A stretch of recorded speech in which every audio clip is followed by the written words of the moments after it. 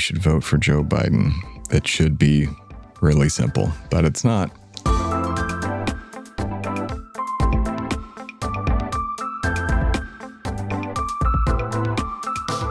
Hello and welcome to America the Conversation. I am one of your hosts, Tim Phillippe, and with me, as always, is Andrew Turner, the Trump supporter? Wait, no, that can't be true, right? Are you a Trump supporter? Well, I mean, if you look at our TikTok comments, apparently I am. Apparently you cannot criticize the Democratic Party one bit, or you are a MAGA chug fascist. Oh, now, wow. It's weird because I'm actually planning to vote for Joe Biden, even though I have quite a bit of criticism for him. So yeah, me it's too. Strange. It is strange. And, you know, sometimes your editor is sitting there one night and goes, I'm going to put out some clickbait. And, and then he decides to tag the Democrats in it and put every Democratic hashtag you can think of on it. And then, honest to God, I was thrilled with it because, like, I saw the MAGA chud people, like, you know, they're cliche. You're dumb, Trump 2024, yada, yada, yada.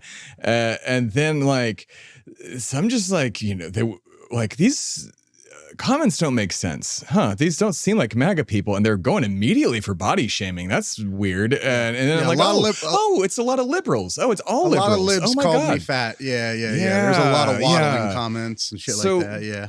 Real quick, I just do want to say, you liberals and, you know, anybody on the left prides themselves on being intelligent, correct? Well, debasing yourself down to body shaming comments when your status quo is threatened just a tiny bit, and more just a slight criticism of Trump keeps his promises. Yeah, those promises are bad, but we're saying he kept them. You just didn't understand the nuance, unlike the 20 or so leftists at the bottom of the TikTok comments that did understand it, because they are the intelligence that you seek out. So, you know, be better. We're not mad. We're just disappointed. But that said, please vote for Joe Biden. Is that good enough for you? Oh, yeah, we can clip that. Running. Please actually vote for Joe Biden. That's what we want you to do. That. Yeah. That whole thing's going clipped. I just like, there is an immediate reaction from some liberals, just like there is with MAGA and right wingers, to say, if you criticize my team at all, then you must be on the other team, or you must not want them to win, or you must not care about people. And it's like, no, I'm criticizing him because I want people to be held accountable, and I want us to run candidates that are better than Joe in the future, that will win elections easier and be able to populate the House and the Senate at a bigger majority so we can get more passed. Yeah. And it was funny because if you watch any of our other TikToks, like, you will immediately see that we are not one right video wing. down. The one that came up right two. after it, you posted, is literally me being like, Trump keeps his promises, and those promises are horrible. Let me tell you why. That being said, I don't mind being called fat. I've been called fat my whole life. Y'all got to come up with something better than that. At least speak to my hero complex and my need to make up stories for Dungeons and Dragons. Like, there's he has a god complex, and it is a problem. I played many a god in our Dungeons and Dragons campaign, and they were more not fun. than you'd think. So there you go. Some are just Fey Lords, but that's not the point. They basically serve as gods, but yeah. But yeah, that being said, I did want us to address a little bit of that TikTok, but we're going to move on because that TikTok did inspire us to make this episode, which is why you should vote for Joe Biden, even though he sucks. And we will be making this episode again, similar to it, I think, right before the election, in a month out or so. Probably every 2 to 3 months that you might see something like this. Like, hey, we got to be like, I know he sucks, but you should really vote for him. Listen, yes, and we're going to talk about that today. Again, we know, but FDR sat in a wheelchair when he had polio. So, people don't need to stand to be president. I'm just saying. We know he went around Congress to provide funding for a genocide again. It's fine. It's not fine, but, we got to vote for him because the alternative is that today. Fascism. So, we're going to figure that out. But that being said, today we're going to figure out fascism, everyone. We're going to figure out how to stop fascism. This is the answer. This podcast in an hour-long time is going to answer how to fix the rising tide of fascism across the Western world. It should not need an hour. I do understand why people are not excited for Joe Biden. There's certainly plenty of the Democratic base that are. There's certainly a lot of liberals, as we saw in that TikTok, that believe him, just like a lot of MAGA treads do, their guy to be a god king, that believe any, criticism at any point in an election cycle, which I think is all the time now in America. We really don't stop our elections. Hurts the party. Oh, I know. And it's a joke hurts chances to win.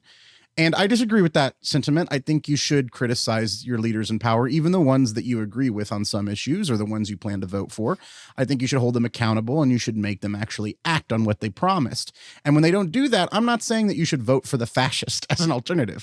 I'm just saying that we should put up better candidates who are actually going to fulfill those promises next time we have a chance, right? I'm not saying that's the current state of American politics. We don't have a choice right now. There is no way that anyone who's challenging Joe Biden in the primaries is going to win. There's just more so than even people challenging Trump in the primaries, which they're not going to win either. So. No. And a lot of liberals keep saying like that. I've heard that in other comments too, through, not even just on our pages and other people's, that are like, oh no, you do have a choice. It's just Joe Biden's just the one everybody wants. I'm like, that is categorically false. Like it is, there is we mentioned this on an episode, I think it was called Joe Biden's Going to Lose, the last episode of last year, is a poll that came out that said the majority of Democrats, like 70% of Democrats, would have chosen any imaginary Democrat over Joe Biden. Like, and it was just like, yes, and I know that's just one poll, everybody. I know that's one poll, but seriously, ask any person, and if they're a Trump supporter, disregard their opinion in this case. But for this, for any sort of person who leans center left, rational human being, would you prefer Joe Biden or would you prefer something else? I guarantee you 9 chances out of 10, they will say, oh, anybody else. Is Gavin Newsom available? He is. Oh, but he's not going to do it because Joe Biden wants to run because he has to because he's the only one that can stop Trump. Where have I heard that before? Oh, Trump being the one who said, I'm the only one that can fix it. Sounds familiar. That's why people think these people are the same. And they're not. They're not. Yeah. And we will go over that specifically. I do want to say, there are warning signs and polls that are really bad for Biden right now, which is what scares me. And I think that that's because he hasn't accomplished a lot of what he promised. I think that's because of the Israeli apartheid that he is supporting and funding. I think that's because of a lack of action to the level that he promised, even though he did act on it for student loans. And I think the same could be said about infrastructure as well as marijuana legalization, that these things didn't go far enough, right? And we have to continue that fight. And Joe Biden was a disappointment in a lot of those. But the truth is just like you said, if most people, sane people, were asked, do they want Joe Biden or someone else on the Democratic ticket, they would choose someone else. Most sane people, when asked if they're not partisan, would you like Donald Trump or Joe Biden? Well, I'll take Joe Biden is the answer. And I think that that's totally rational. But today we do have to first address the elephant in the room, or rather the donkey in the room in this case. Why a lot of the Dem base, especially young people, especially Black people, especially Muslim Americans, they are not ready to go for Joe, and they're going to take a little bit more push over the next year until we come to that election. A lot of that is, like I said, those unfulfilled promises, or not necessarily unfulfilled, but watered down milquetoast version of those promises. Whether that's the $2,000 checks we got that were knocked down to $1,400, whether that he promised would be $2,000, whether it's student loans being completely wiped out, instead just being reduced and held back and made easier to put on your bankruptcy and those kind of things. Whether that's the idea that this was supposed to be a transitory presidency, right? That he was going to just get Trump out of the office, and then he had suggested that he was going to move on and open it up to a new generation of Democrats. That did not happen.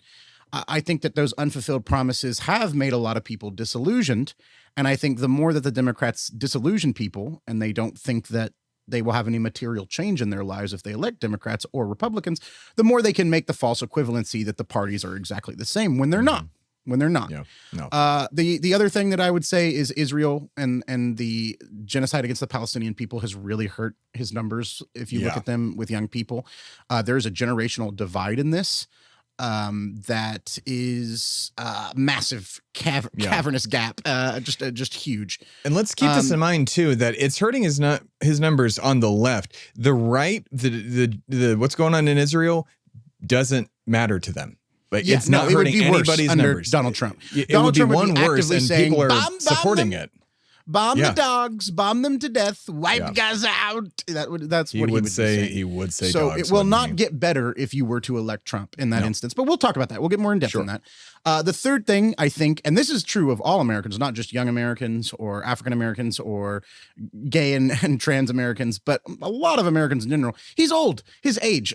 We want young new blood in the office. Like, that's a lot of what people liked about Obama versus McCain was that, we need new generational leaders. And then finally, I think that the lack of ambition in policy proposals in the first place, not advocating for a Green New Deal, not going that big FDR route, not demanding and strong-arming Republicans in the House and Senate, which I thought was going to be something Joe Biden was good at as he was a senator for so long. I think that really pulled the muster out of what a lot of people who were really behind Joe 4 years ago are reconsidering it now. And I think those are the four main reasons. Now, let me make this clear, and we'll probably clip this. I don't like Joe Biden either. I don't. I feel all the frustrations that many in the Democratic Party feel. The lack of support for Black and brown Americans, for Americans' right to body autonomy, for taking away the right to have an abortion in 24 states, or rather not defending that, the support of genocide in Israel, the surrender to the GOP on forgiving student loan debt, and a myriad of other issues. I get it. I don't like any of that either. Piss poor. He's preserving the status quo at best. But I am going to vote for him. And I hope today we can explain why. Now, first off, Joe Biden does have some wins. He delayed student loans for a lot of Americans. He did. They had announced debt relief for up to $20,000 for Americans making less than $125,000 on their student loans and who had Pell Grants in college, and $10,000 for other borrowers with that income threshold. More than 40 million borrowers. Forgiven. Excuse me, what? Go ahead. I had some forgiven. Good. That's great. Yeah. Good to hear it. A lot of people I know did. More than 40 million people, actually, borrowers were stood to benefit from that action. And about 20 million would see their debt erased entirely. The Biden-Harris administration announced a plan to provide millions of borrowers as well with affordable new monthly student loan payments through changes to income-driven repayment plans. So what you make after you go to college or what job you take might reduce your student loan debt just for taking a job that serves the community, right? Right. The infrastructure bill, I think that was a huge win, especially for a lot of, green and clean energy initiatives. A long time ago in the ancient years of the Trump year we had infrastructure week every week. I remember it. We never got any infrastructure bill, but the bill was no infrastructure week. Yeah. Yeah, it was infrastructure week. Infrastructure year, 2 years. And President Biden did get a lot more than Trump done when it comes to actual infrastructure and rebuilding our nation's roads, bridges, and sewage plants, ports, airports, that kind of thing. We did a once in a generation, as the Biden group calls it. I don't think so. I think it will actually be considered watered down, and someone else in the presidency will get another infrastructure bill done that's much bigger in our generation. But an investment in the nation's infrastructure, rebuilding roads, bridges, ports, airports, upgrading public transit and rail systems. Yes, doing broadband, high-speed internet to every household and business is the goal. And to rural as well areas as, too, like people that and that's a huge thing. What I was the most excited about with that was, traditionally, and this is not a universal, but traditionally more rural people are conservative because of lack of just general education sometimes, or lack of just access to other lines of thought that is not the thoughts of their parents and the thoughts of their grandparents and just the very, very tight-knit community. So giving access to people, giving internet access to people my God, think about when the internet was created for you. You have everything at your disposal now. And these people thus far they may have had internet, but not fast internet, not internet worth using, and outside of a library or one computer. There are a lot of Americans who don't have internet. At all. Straight up don't have off internet. The top. Yeah. And we should make sure they do have high-speed internet. I believe the access to the internet is a necessity in the modern world to be able to do almost any job.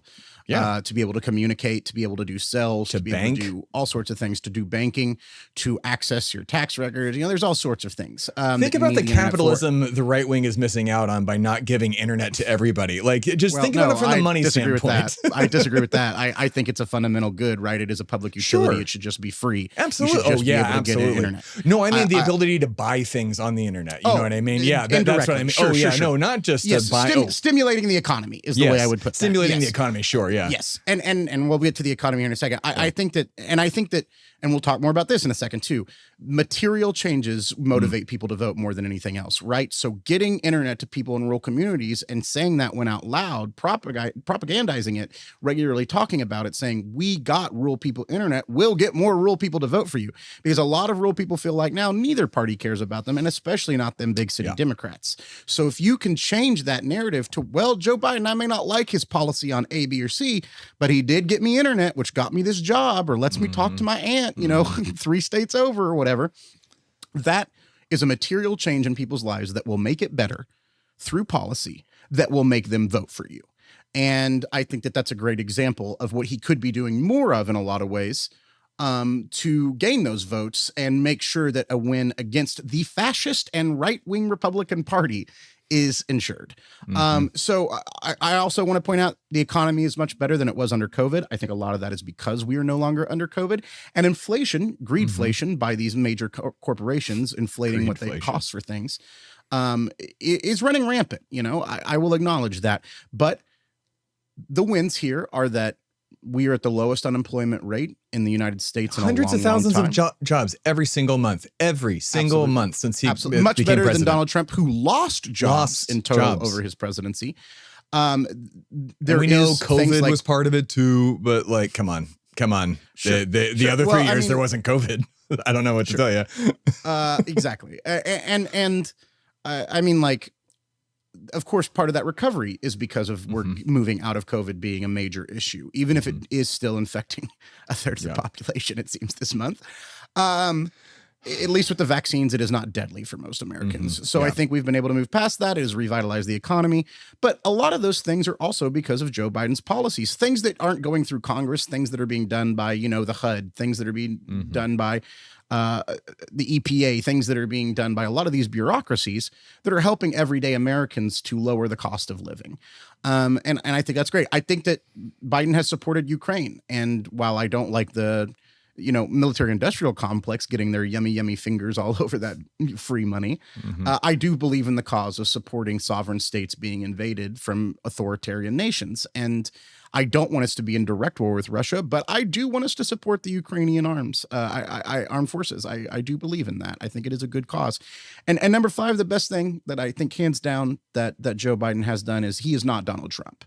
And I think that's he did a real good job at just being the human that he was born, like as Joe Robinette, which is a fun name, Biden, Junior, I think I want to say, but he's not Donald Trump. I mean, no, he's not Donald Trump, and that is a major win. Good night, everybody. So those are his wins. It should be that easy.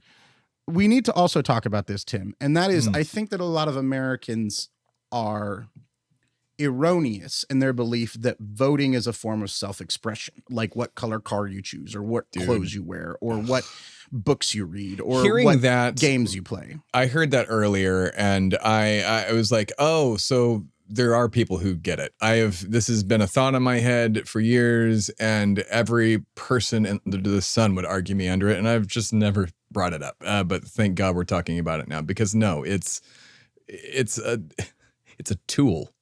Yeah, voting does not, or the lack of voting does not reflect either way on what type of person you are. If you're a good person who does stuff good day to day, that is not what it's about. Voting is a tool in the toolkit of direct action in making people's lives marginally better as best we can. Now, do I want revolution one day? Sure. But I don't see anybody picking up bricks and getting ready to do revolution. I don't see that happening anytime soon. So I'm going to have to work within the system that we have. And what I'm going to do that is try to do, harm mitigation, harm reduction. Try to make sure that the most people I can help through casting my ballot get helped. Yeah. And voting is a tool to extract the most benefit that we can get from a government. Now, Democrats don't want to give it to a lot of the things we want either. Republicans are going to actively work against him, right? At least the Democrats will listen, be swayed, be afraid of us when we start chanting at them, when we start writing them letters, when we start demanding, when we start marching in the streets. The Republicans do not care. They don't care. No, you not can a literally single have bit. riots and marches throughout the entire country, and they will not change one policy. They have their base in lockstep, and they do not care about anything else. Like, I will never forget watching Occupy Wall Street happen and participating, well, in Occupy Austin at least, and we both watching did. I was in the Occupy one, Dallas, yeah. Oh, right on. I watching the 1% with glasses of champagne in their hand at the top of the Bank of America tower on activists. They poured. Oh, I just saw them taking poured pictures. champagne. They laughed. Yeah, they threw things funny. at them. Wow, so purely super villainy. Wow. But that's who they are. They do not care. Democrats, they kind of care. They care enough to get some things done and to make some change. On super villains. I don't think Mayor-electorate William Fisk would ever do that to the William people. Fisk is a nice, on the surface, nice man, and he's a very bad man, but he is like, you know what I mean? Like he puts on the, he's polite. He would never he would never go up to he would try and like calm them down, buy them out, and then probably kill them afterwards because he's Fisk. But just gotta have Echo solve the problem, or Daredevil or Spider-Man. But you pick one. There's like 3 people that could take care of that guy. It's fine. Unfortunately, they're not real. Well, Spider-Man is, but that's a different thing. What? Anyways. Yeah, I know. Came out the other day. Spider-Man's real. We don't need... Okay, that's another podcast. Look, both of the options are bad. I will grant you. They are not what we want. As leftists, as even liberals, I would say. Both options do not meet what people want. No. But one option is worse. One option is promising to be a dictator. Mean more money. Yeah. One option is going to mean that you have more money in your pocket, that more lives are spared, and we have more competent leaders in a crisis. Straight up. That is what is going to happen if you pick Joe Biden. Like, think about what happened in COVID and how, like, he got rid of everything before COVID happened. He got rid of all these things that Obama put in place, like something along the lines of like stockpiling medicine and masks and other things like that. They were gone because Trump said, "Nah, we don't need it," in like 2018. And then lo and behold, guess what we needed? Like, because we thought there could be a pandemic or whatever. Like Obama was told about that. And now here we are. Well, and in speaking to that that nature of how important the bureaucracy surrounding the executive branch is, right? When you vote for president, you're not just voting for one person to get in office, even though that's what we all talk about. You're talking about 40,000 government employees that Donald Trump plans to fire and replace with loyalists. Can I touch on that for like 2 seconds? Sure, go ahead. So this is something that has blown my mind for a bit, where I really thought, when he brings up the deep state, like on my show, America the Podcast, it's a comedy show. It's fantastical. It makes fun of the deep state as the entity that all of his supporters think it is, of, black sites and helicopters and, the Illuminati, blah, blah, blah, blah. It's silly and it's funny. And a lot of people believe that that's real, but it's not.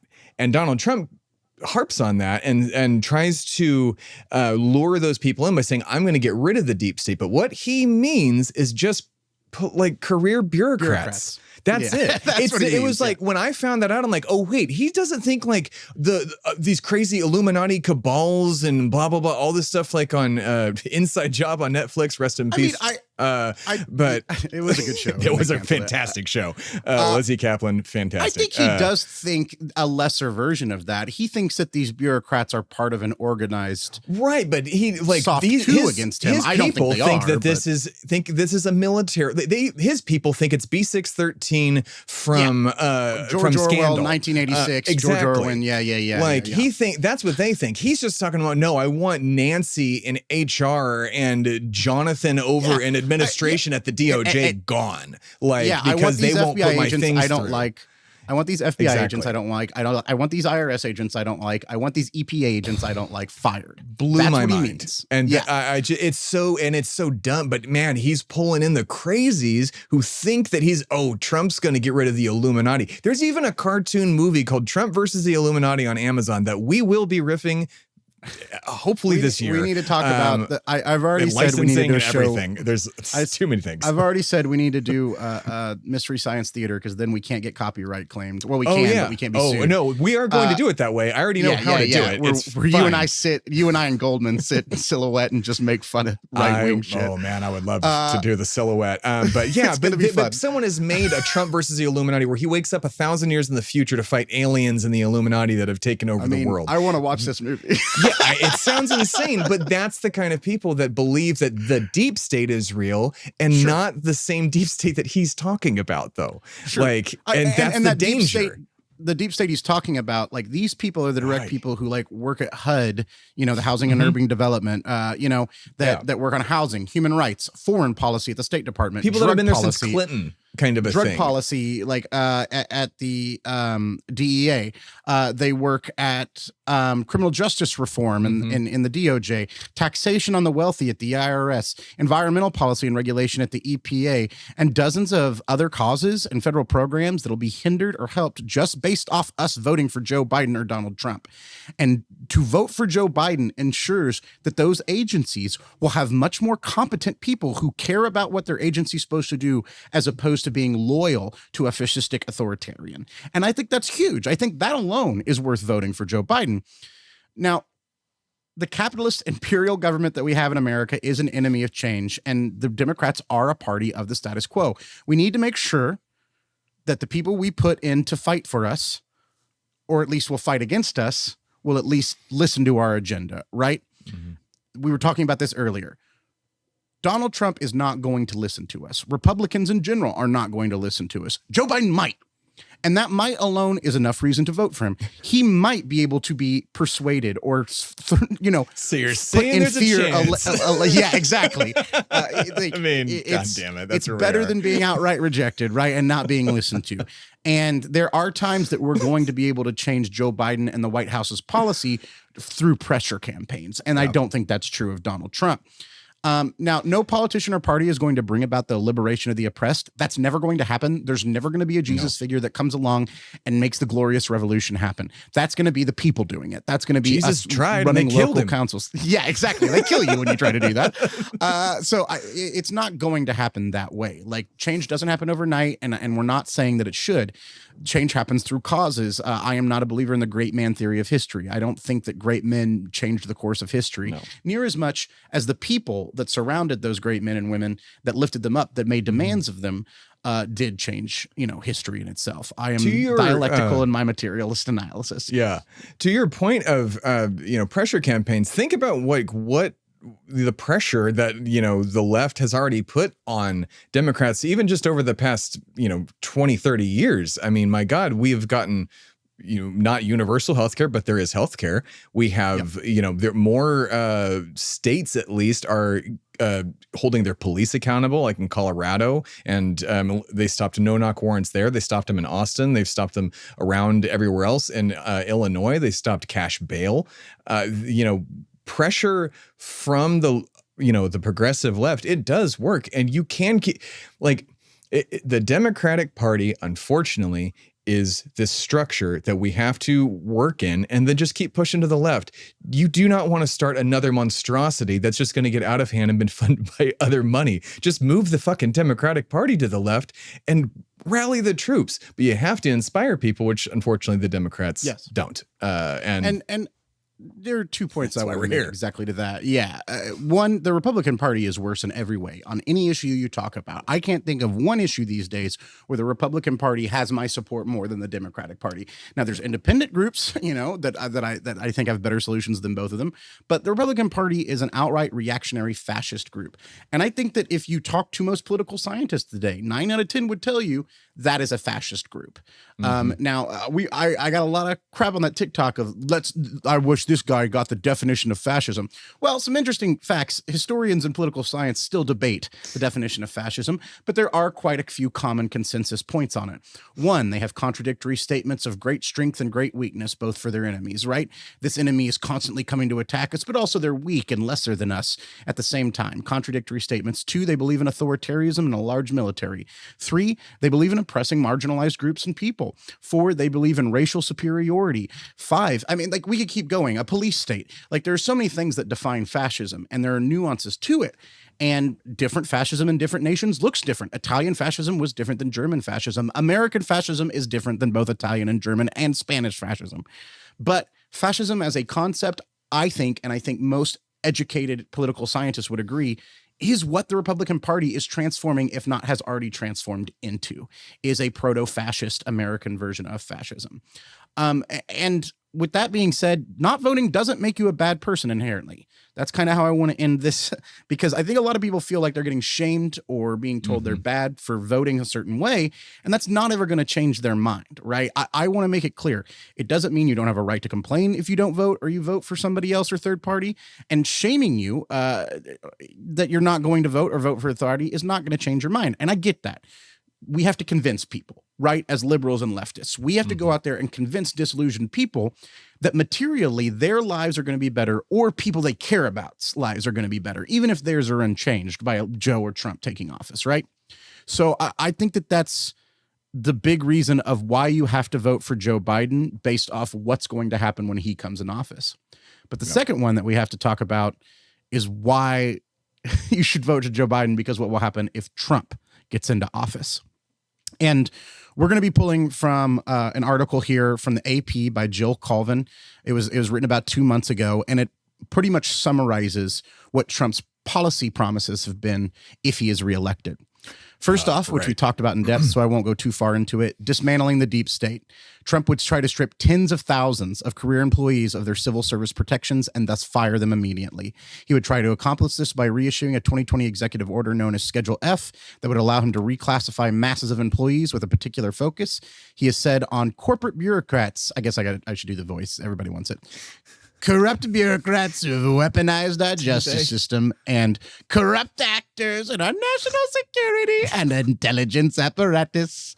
Given the anger at the FBI and the federal prosecutors pursuing criminal cases against him. It says do the voice in like the article too. That's insane. It says Andrew Turner, do the voice when you quote this article. Trump probably would target people linked to those prosecutions for retribution, of course. Firing FBI agents that are good criminal career investigators, even though I'm not a fan of cops usually, that are good at their jobs at tackling mafiosos, tackling tax cheats, tackling, pedophiles and rapists and horrible people. He would get rid of them if they were on. Yeah. He would get rid of them, those detectives, those FBI agents, if they were involved in prosecuting him at any point. And that alone is bad. But like we said, tens of thousands of employees across the sector. Second off, the U.S.-Mexico border, immigration. Trump pledged to immediately stop the invasion of our southern border, and that it was poisoning the blood, some Hitlerian quotes there, of illegal immigration. As part of that plan, he says he would immediately direct U.S. Immigrations and Custom Enforcement to undertake the largest domestic deportation operation in American history.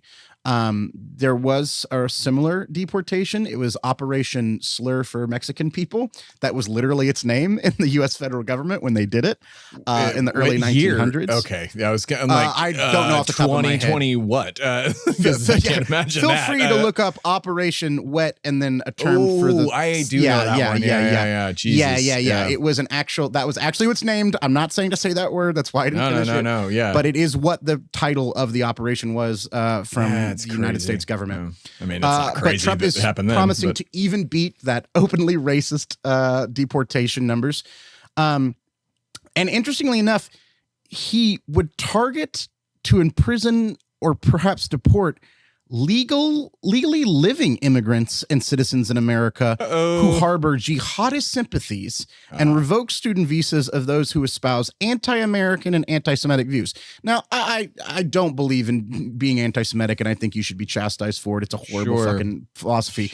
But I also don't think that the U.S. government, for any reason, no matter what you believe, should be able to take away your visa when you haven't committed a crime. I don't think we should have to send students back to their origin country unless they've committed a crime. And if they want to make hate speech illegal, I'll talk about that. I am not a free speech absolutist. I will talk about making certain words absolutely illegal to say in public. Or in immigrants that have been here. But as long as we have quite a few that have been here for decades and decades and decades. So that's not. And also, what does anti-American mean? what does anti-American mean? That's such a broad term. That's what they did in the 60s or 50s. They had the whole anti-American league, I want to say. It was a bunch of people like trying to go after folks who were anti-American. The communists, suspected communists. Yeah. Yeah. It was part of the Red Scare under McCarthyism. Yeah. I think his like congressional council, I forget what the term for it is, was the anti-American, like investigatory council or something like that. Like you said, I can't remember off the top of my head. I need to study McCarthyism more. Anyways, that being said, I think the idea of imprisoning or essentially exiling someone for anti-American views when that's not strictly defined means that he could kick anybody out that he wanted. Because he could say exactly. That's exactly what that is. In a bid to secure the U.S.-Mexico border, Trump says he will move thousands of troops currently stationed overseas and shift federal agents, including those of the DEA and the FBI, to immigration enforcement. So we will literally make a police state out of our border, constantly monitoring it with thousands and thousands of police and soldiers ready to shoot and fire on people trying to cross. Trump wants to reimpose the travel ban that originally targeted 7 Muslim majority countries and expand it to keep radical Islamic terrorists out of the country. Just some good old-fashioned war on terror, racism, and Islamophobia there. In the wake of Hamas attack on Israel, he pledged to place ideological screening for immigrants. His aim, bar dangerous lunatics, haters, bigots, and maniacs. Man, he really is the only dangerous lunatics, haters, bigots, and maniacs. The big four. As well as those who empathize with radical Islamic terrorists and extremists. Let's be straight up here. Trump will be worse when it comes to supporting Israel in their current ongoing genocide. He will not only send them the money, he will rhetorically come out and praise them for bombing hospitals and mosques and churches and schools and refugee camps. He will praise them for doing that. Yeah. And nothing will change materialistically for the Gazan people. I'm sure we could find quotes of him doing it. Yes. I just didn't look them up because I'm already grossed out by that. To deter migrants, he said he would end birthright citizenship, which would affect all of us and our children, grandchildren, because the idea of being born in America alone would not be good enough to give you your citizenship. He said that he would use an executive hundreds of years. Yes. The order would prevent federal agencies from granting automatic citizenship to the children of people who were in the U.S. illegally. It would require that at least one parent be a U.S. citizen or lawful permanent resident for their children to be eligible for passports, social security numbers, and other benefits. Let's talk about trade. This was something that I think in 2016, a lot of people voted for Trump for. He was very anti-NAFTA. A lot of people want those jobs to come back, those manufacturing jobs. They want somebody to hold the countries that are taking advantage of us and taking our jobs accountable. I understand that mentality. He did not wind up being any better than any president when it comes to trade on that. And there are signs with his promises that he will be worse. Trump wants to institute a system of tariffs of up to 10% on most foreign goods. So things that don't come from America now would cost 10% more from you just off the bat. Penalties would increase if trade partners manipulate their currencies or engage in unfair trading practices. So China, he would make things from China super expensive. He will urge Congress to pass the Trump Reciprocal Trade Act, giving the president authority to impose a reciprocal tariff on any country that imposes one on the U.S. So essentially, if we get a tariff, he can go back and say, well, now we have a tariff on you immediately. Much of the agenda focuses on, without congressional approval, much of the agenda, of course, focuses on China. Trump has proposed a 4-year plan to phase out Chinese imports of essential goods, including electronics, steel, and pharmaceuticals. He wants to ban Chinese companies from owning vital U.S. infrastructure in sectors such as energy, technology, and agriculture, and says he will force Chinese owners to sell any holdings that jeopardize America's national security. I don't think that, that we should definitely, be careful on letting foreign governments buy our land and our energy sector. I get that. But that's a lie. He's one of the most bought out by the Chinese people in the world. He is. He literally has them buying regular hotels at his hotel and not using them. Yeah. The Russians. The Koreans, I do not believe he would ever do that. But it is a promise that he's made, and I think it would throw a wrench into the economy in a way that we would not expect. Yeah. Foreign policy, he's going to do everything that the Democrats do that y'all hate, that's imperialistic and deadly, times 5. Just like the Bush administration did. Trump claims that once he's inaugurated, he's going to settle the war between Ukraine and Russia. by giving Russia Ukraine. That includes, he says, ending the endless flow of American treasure to Ukraine. So he will cut off aid and support to Ukraine, and asking the European allies to reimburse the U.S. to rebuild its stockpiles. Listeners, anybody that's been like fucking, I'm just not gonna vote. I'm gonna vote for Jill Stein, who's a spy. I'm gonna vote for Cornel West. I'm gonna vote for Robert F. Kennedy Jr. Fuck you. You don't deserve a vote. No, I'm kidding. You do. But RFK is the worst of those. Worst. Yeah, for sure. Yeah. Jesus Christ. Oh, come on, guys. Come on, guys. And finally, Trump is saying that he said that he will stand with Israel in its war against Hamas and support Israel's efforts to destroy the militant group. He said he will continue to fundamentally reevaluate NATO's purpose and mission and America's Oh my God, he's going to NATO. dismantle NATO. Oh my God, he's going to dismantle NATO. We're going to come to now the three biggest issues for me personally. First off, trans rights.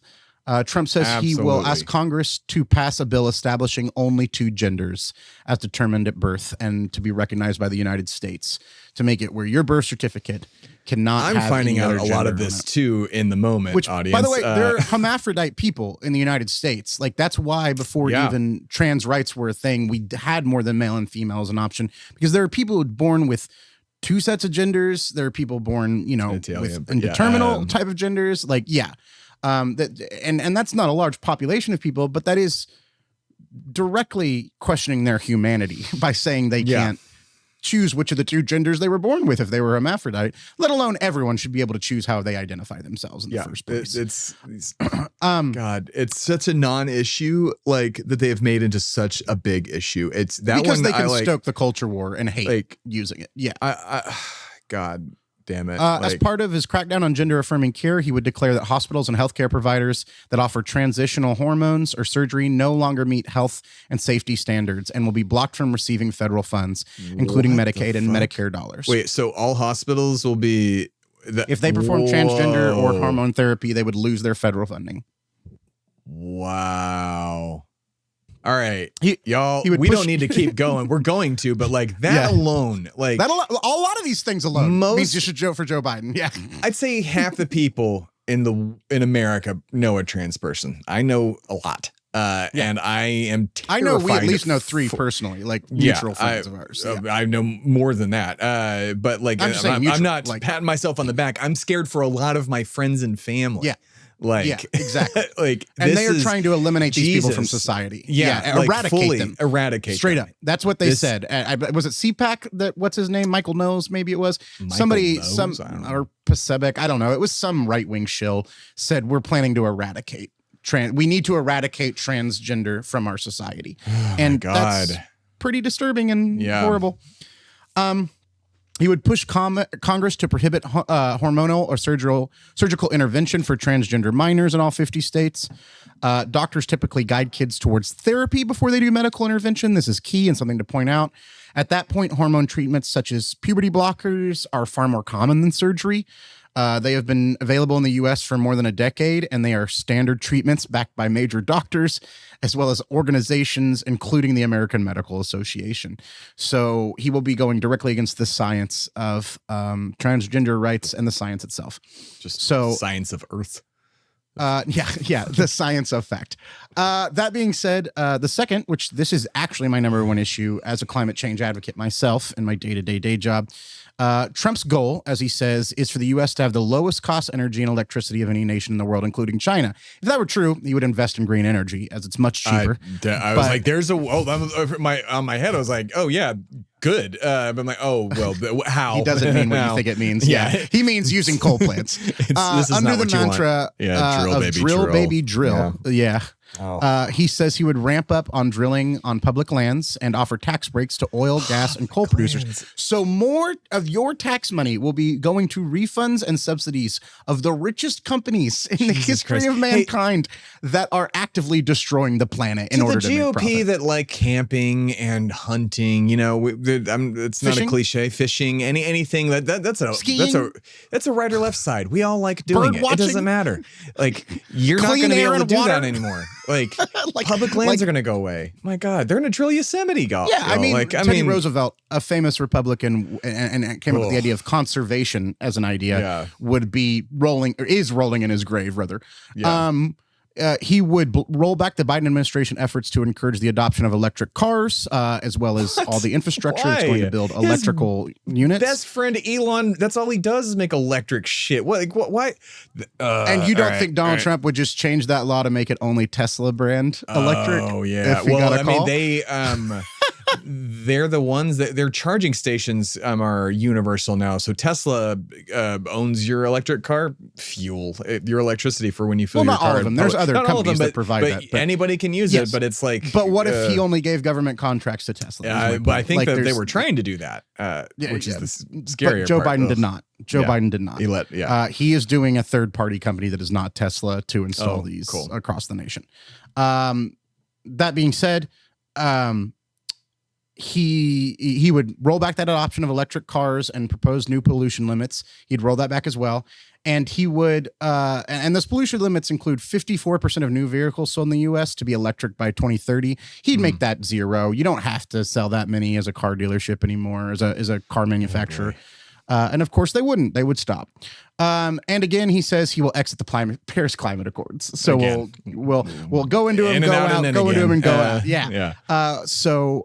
He also said he would, get rid of all the light bulbs, gas stoves, dishwashers, and shower heads that have regulation on them to make them more energy efficient. And then we only have a few more issues left, 3, and one of them's really quick. This one is not really quick. Education.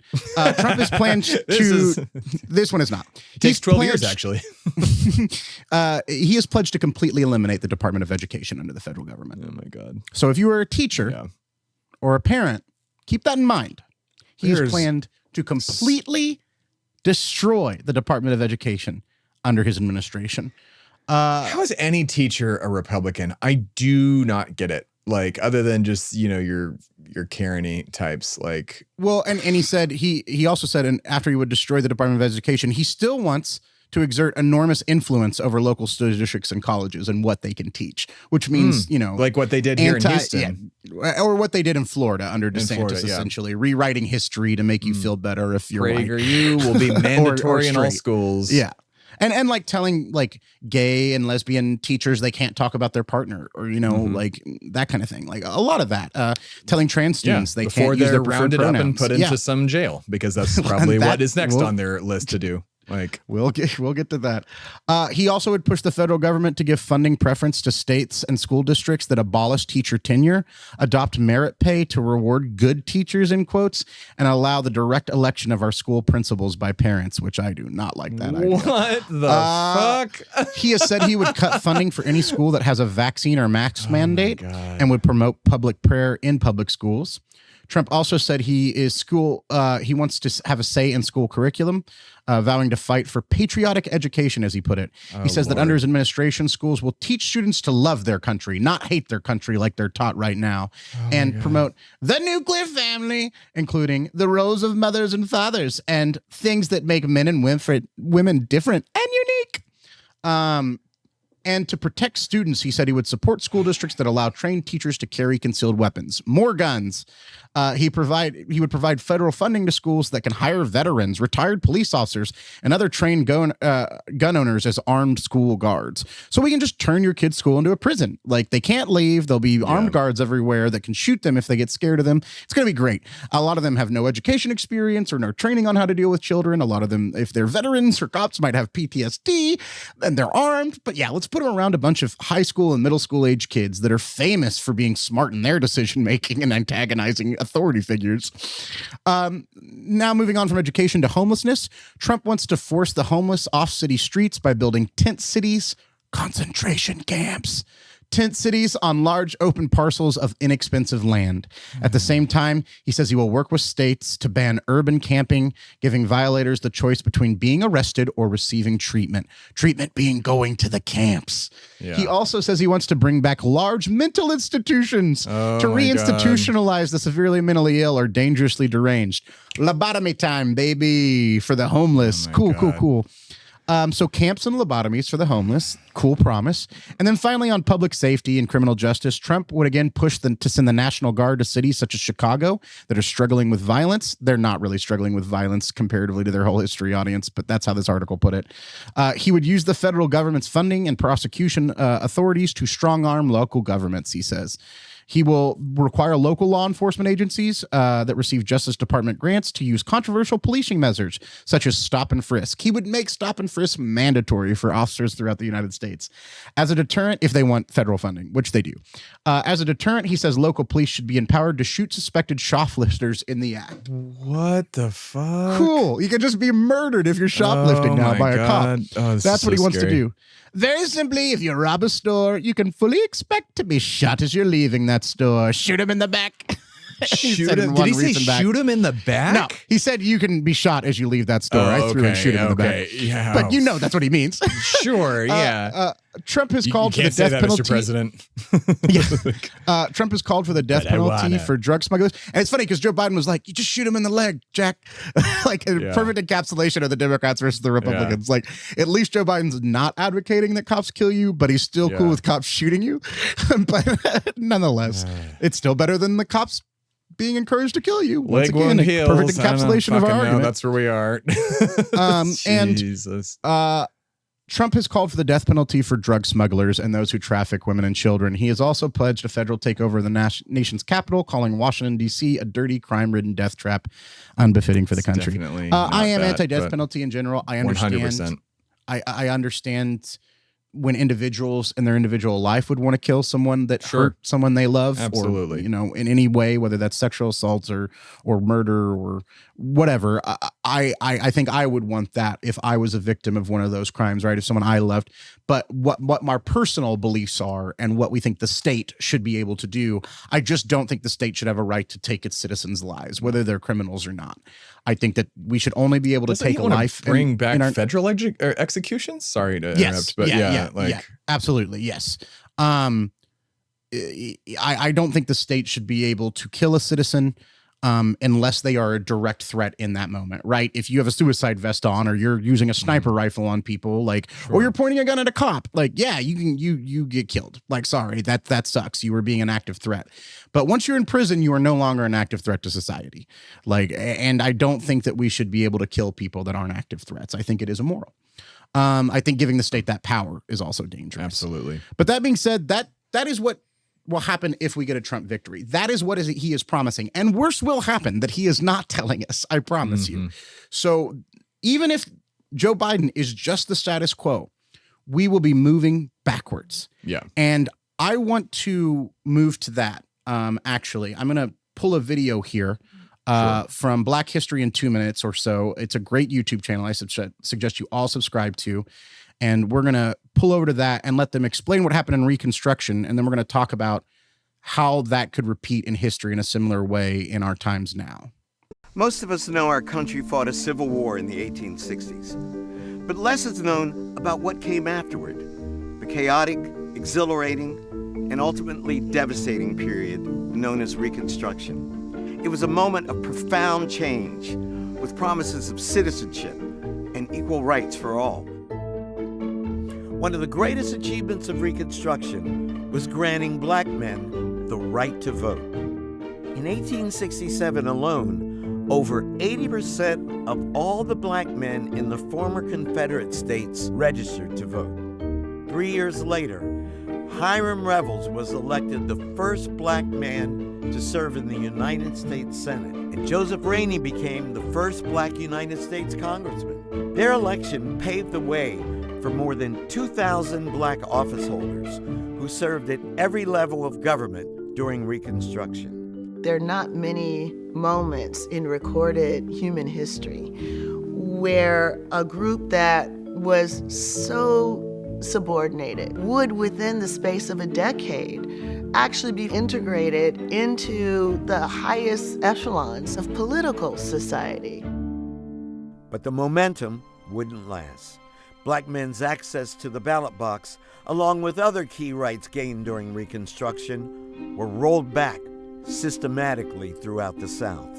In 1875, near the end of Reconstruction, The 44th Congress included 7 Black House members and a United States Senator. By 1900, only one remained, Congressman George Henry White of North Carolina.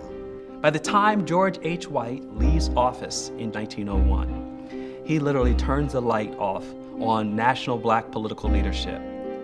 No one will come behind him for an entire generation. One of the cruel ironies of Reconstruction is that black people could claim certain rights in the 1870s that they would have to fight to reclaim in the 1960s. A sobering reminder that achievements thought permanent can be overturned and rights can never be taken for granted.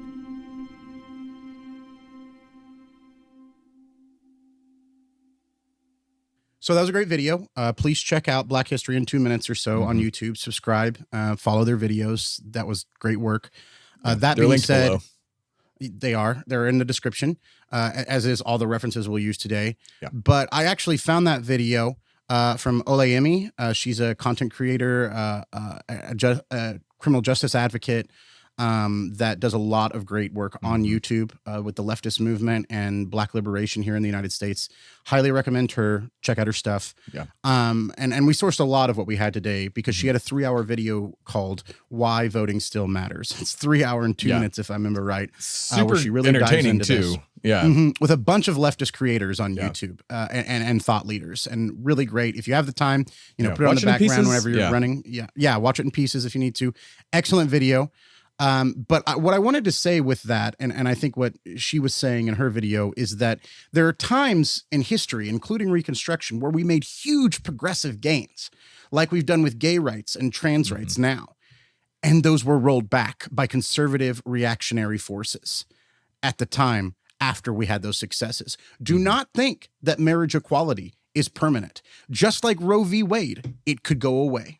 Yeah. Do not think that trans rights, now that they've happened, are set in stone, that black rights are set in stone, that any of these people don't want to go back to when they think America was great. Ask them when they think that was. The 20s, the 30s, the 40s, the 50s, the 1860s.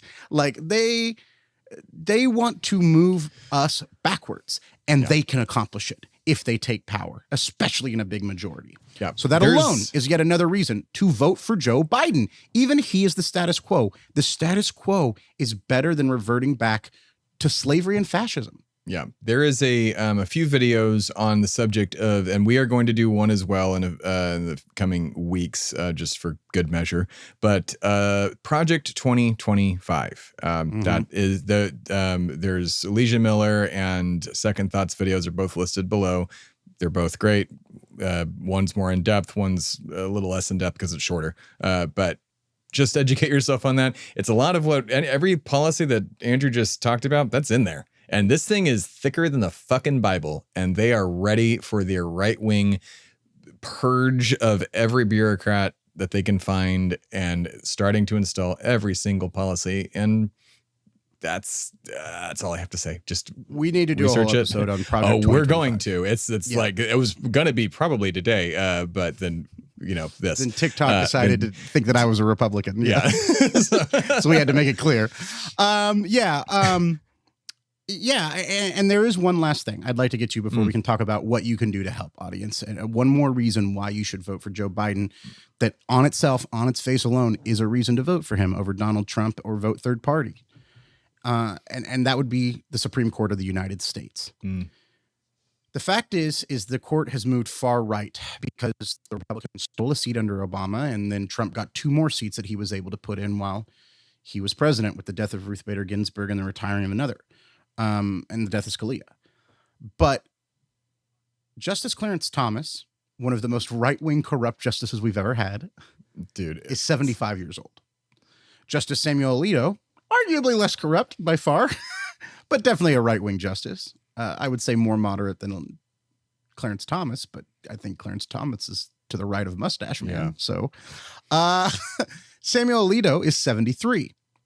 They could retire or die at any point in the next 4 years. I do not think Clarence would ever retire. I will say that emphatically. Probably not, but he could die. But he could die. Yeah, I know. But I mean, like, and I think that it's enough of a chance that alone is worth keeping a Democrat in office until those seats are filled, right? Yeah. Because that will affect U.S. policy and constitutionality for decades. Yeah. Decades to come. And we might have a more fighting chance against a lot of corporatism, a lot of individual rights being taken away, a lot of voting rights being instilled on the Supreme Court if Joe Biden is elected. SCOTUS is everything, and the president gets to appoint it. So that alone, I think it's critical that Joe Biden gets elected. And I'm actually going to quote Stabenow, a Democrat from Michigan, who said that it's critical President Biden, who I feel confident will be reelected, needs to be able to put more judges on the bench, federal judges, including the Supreme Court. It's absolutely critical that the Senate remain in Democrats' hands as well. She's going to retire at the end of next year, Senator Stabenow is.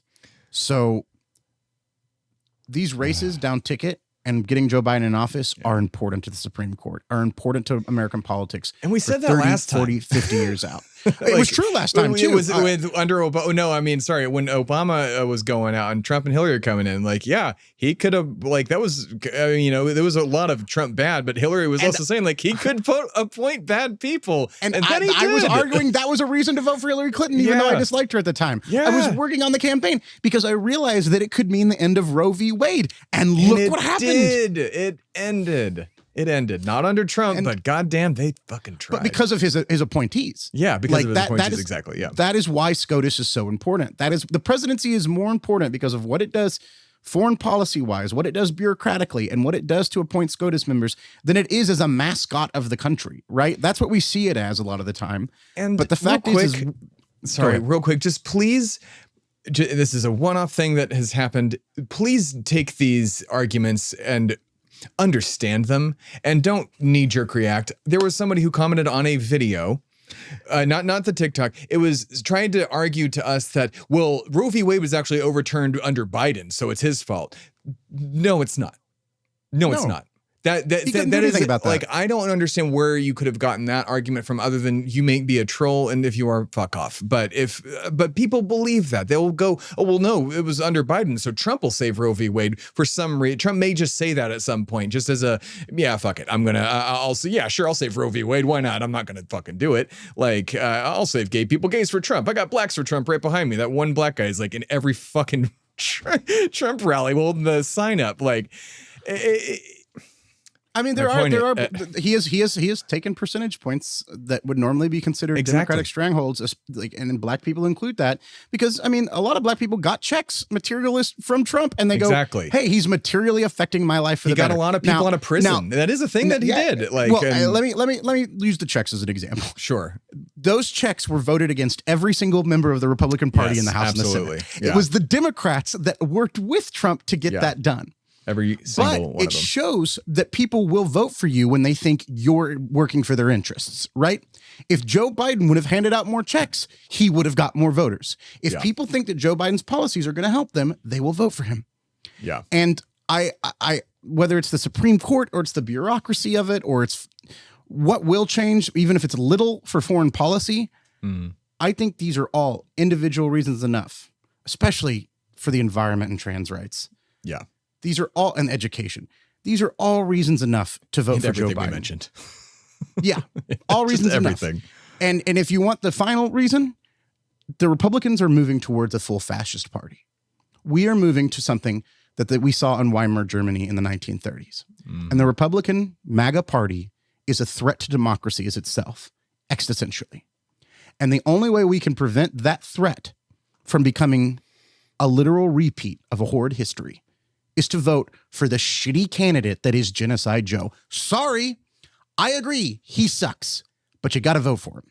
And I don't mean you got to vote for him like you're a bad person if you don't. I don't mean I'm shaming you. I'm not saying that in 4 years of Trump's office, I'm going to blame you and yell at you and scream at you. I'm not. But I am saying that, in my opinion, if you look at this rationally on what could actually occur, what could actually materially happen in our politics, there's only one option.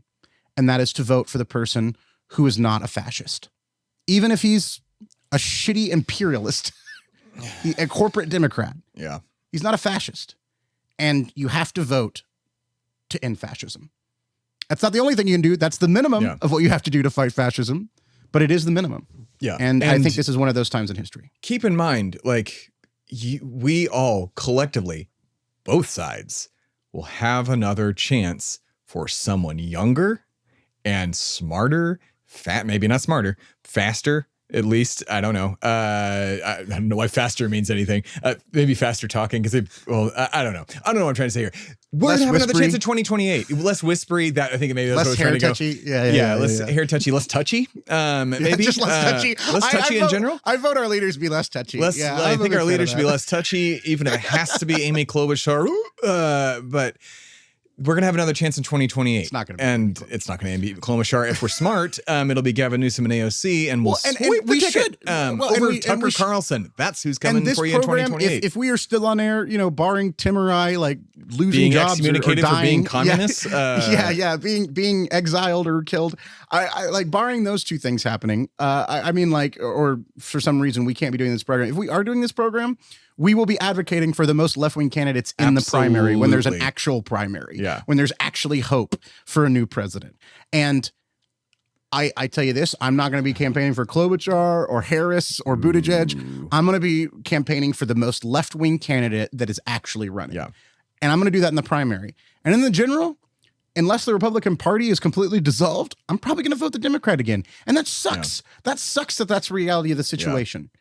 But that's the only way that we're going to prevent literally thousands, tens of thousands, millions of lives from going to waste. But even if you have to vote for a corporate Democrat again in 28, keep in mind, during the primary when Joe was running against all those other people, they pushed him more to the left. And we got, we didn't get much student loan forgiveness, but we got some. We got, weed is not, what is it on the national level now? Like you can't be arrested for it anymore, like federally, but like state laws are different, shit like that. We pushed him. And he made some hollow promises, but he got some of it done. And we can do that again in 28. If not outright elect the two most leftist candidates that are out there. And that is looking at this point, and it could be completely different, but Gavin Newsom and AOC.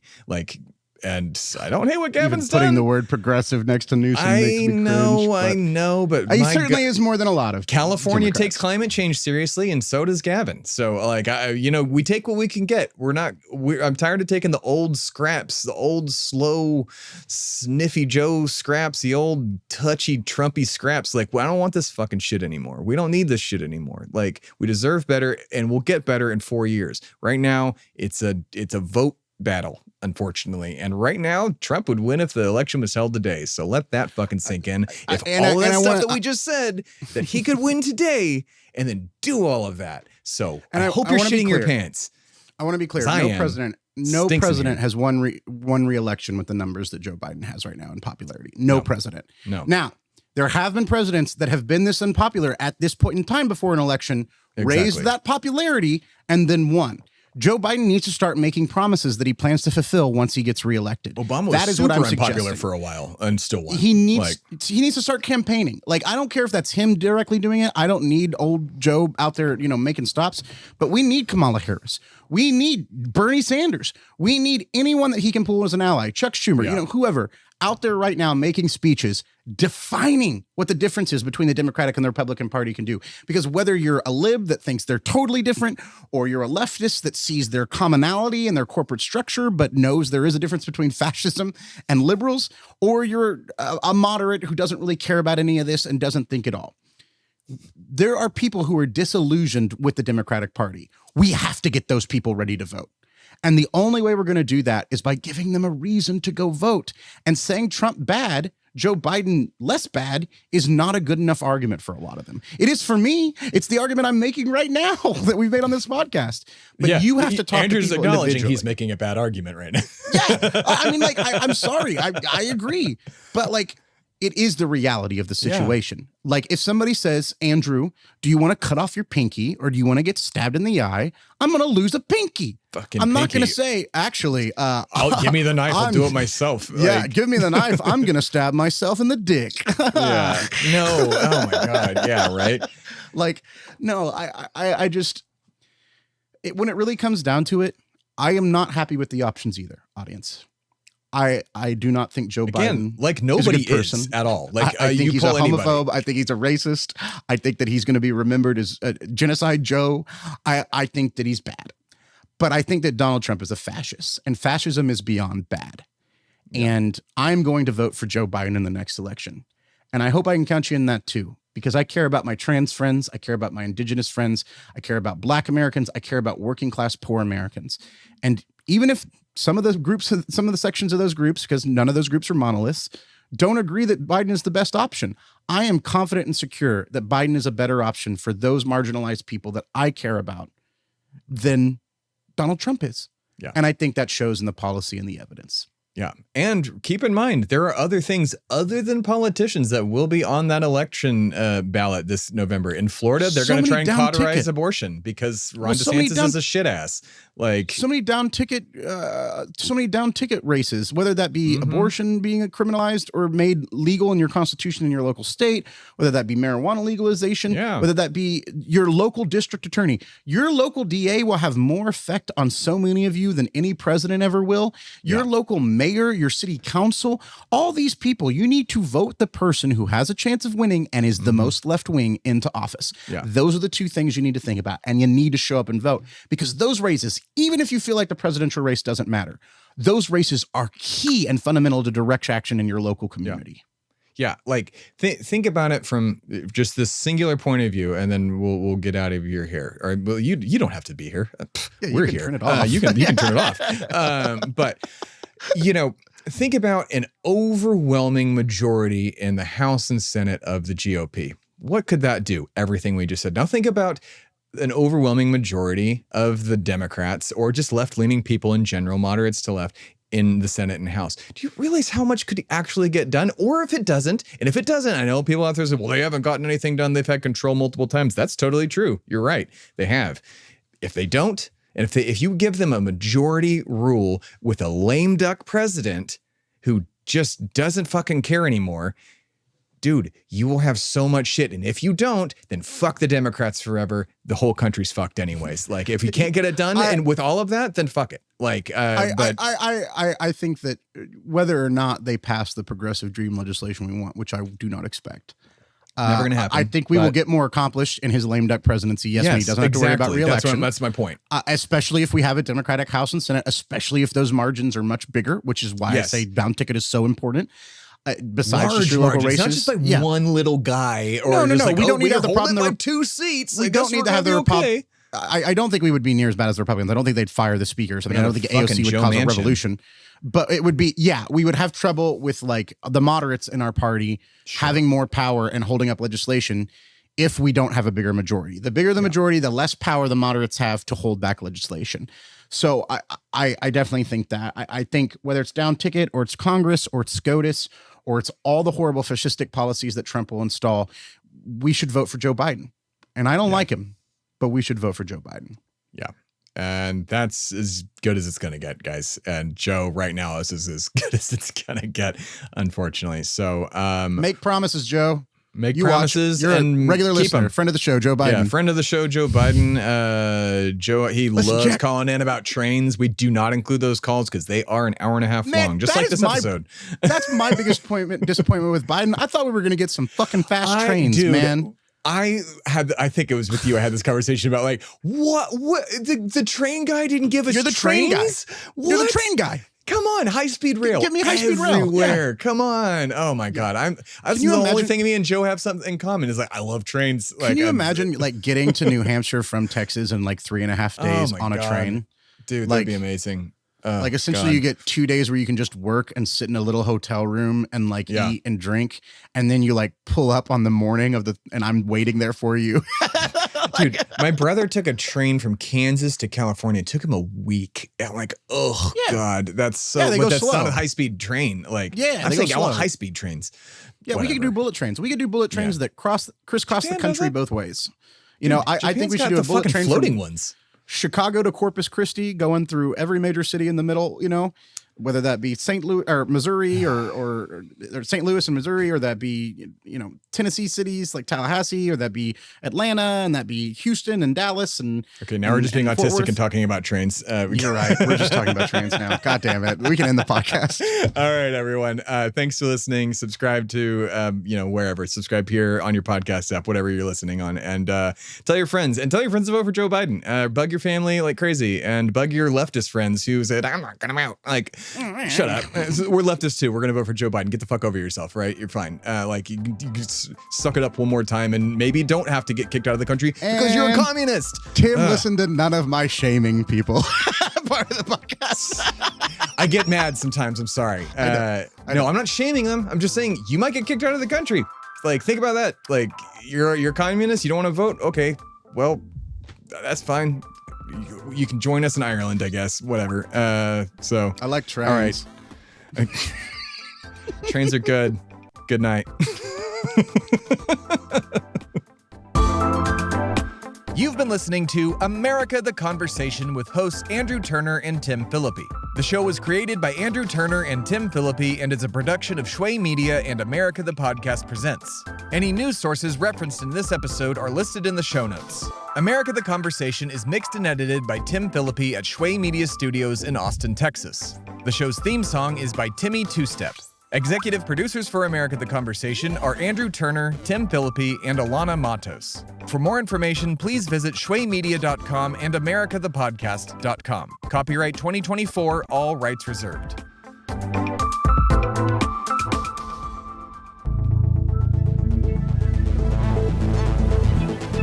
This has been a production of Shway Media, all rights reserved. For more information, please visit shwaymedia.com.